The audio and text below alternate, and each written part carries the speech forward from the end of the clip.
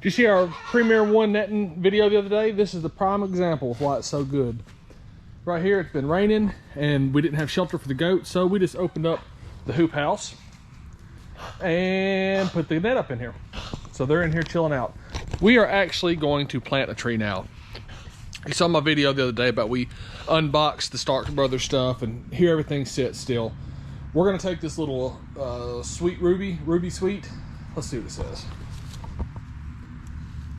Ruby Sweet plum tree, and we're gonna go over and plant it next to some peach trees that we've got outside. We might even look at them and see what we need to do for them on another day. They need to be, well, we'll just show you. Come on. Supplies needed, fruit tree, shovel. Before we do that though, let's go over here and look at these peaches. These are, I want to say Crest Havens, and maybe something else, maybe a Sugar Giant. And these are little bitty fruit trees that were grafted, ooh, maybe year before last. And I've already trimmed them once in winter. Kind of got the dead wood off of most of them. There's still a little bit left. See this one right here? If you look right there, there's a collar that I trimmed off a limb right there. Got a little bit more dead wood that, you know, I couldn't tell was dead. Still need to do it off. By and large, the structure on that is good. You want a vase shape on your peach trees so that light can get in the center. Look at this one though. This one's a little bit more vigorous. It's actually the same age. I've trimmed the dead wood off, but the problem with this one is it's all growing together in the center. So we'll probably come back and spread this out like that right there. Maybe get a piece of wood or something, and we'll work on that another day. So it's something to be thinking of. But the reason I'm out here next to these is I've planted these peach trees in a row. We've got a little bit more space over here next to this little maple that I'm probably going to take down. I don't want that maple there. And we're going to plant our Ruby Sweet standard plum here at the end of our trees. So I've already walked these off, and they're about 12 or 13 paces in between the trees. So all I'm going to do is come back here, walk, I think 13 paces off of it, probably do 12 and a half just to make it good. And then I'll dig a hole and we'll plant it in the ground. And that's all there is to it, except that that's not all there is to it. Hey look, here's Eddie. Hey Eddie. Because you don't want to just take and put the fruit tree in the ground any kind of way. Now let me show you what I mean.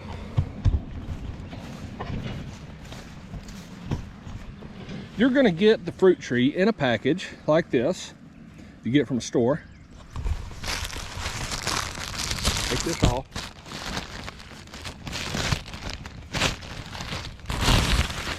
And it's gonna have some kind of potting soil down in there, okay? Or you're gonna get it bare root out of a package. What that means is, in the winter, they will send you a tree dormant. If you go back and look at our unboxing video, that's how they sent the big pear tree, or no, plum, the big plum tree that they sent us. It was bare root. If you do that, no problem. Dig the hole, put it in. But let me show you on this one what you need to do. It's spaced out like I want it. It's in line like I want it right there. I'm gonna dig me a hole.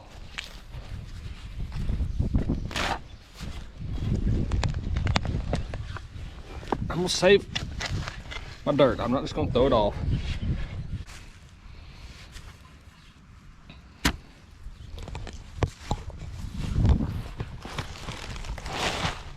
Let's pull him out.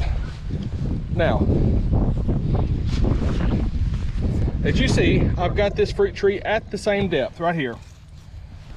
Don't know about a plum, but on an apple, if you cover up that grafting stock or the root stock, you are going to make it a full-size tree. Doesn't matter on this one because it's a standard anyways. Do y'all know if these are grown from seed? I don't. is a plum true to seed? I have no clue. But I'll tell you what you don't want to do though. I do know this. You don't want to plant it in here with all this potting material. UPS man. You don't want to plant it in here with all this potting material. Why?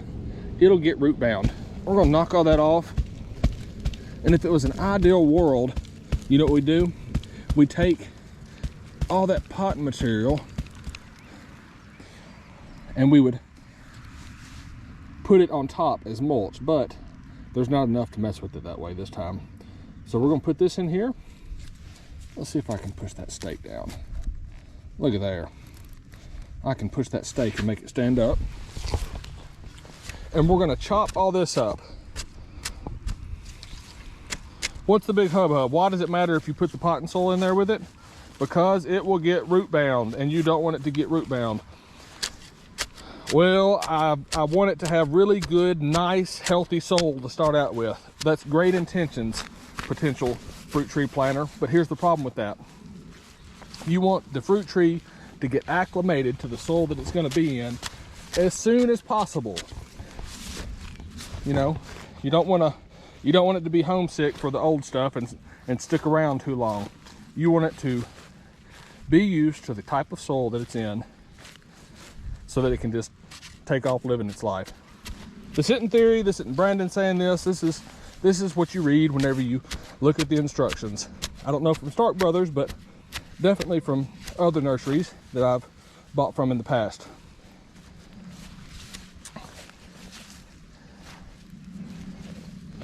Probably gonna turn that grass over so it don't compete.